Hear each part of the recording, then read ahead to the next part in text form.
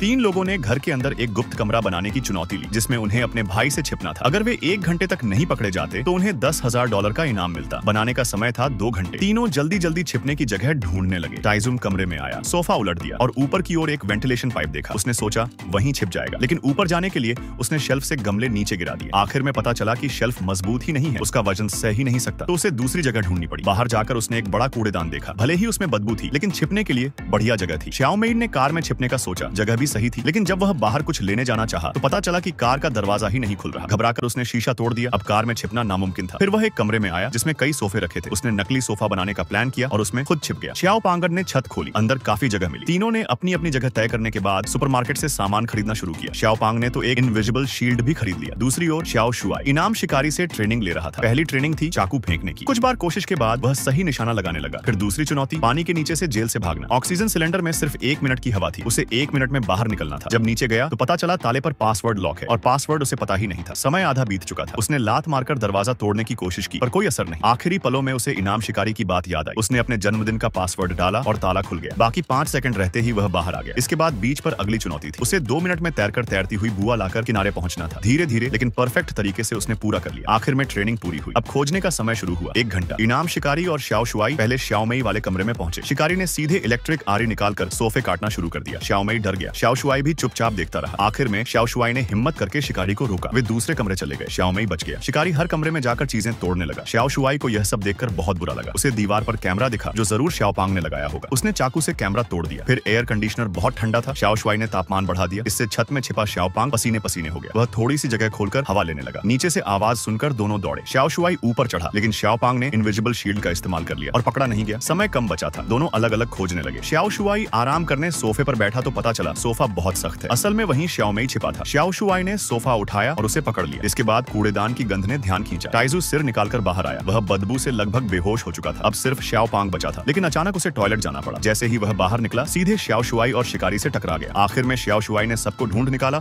और $10,000 का इनाम जीत लिया।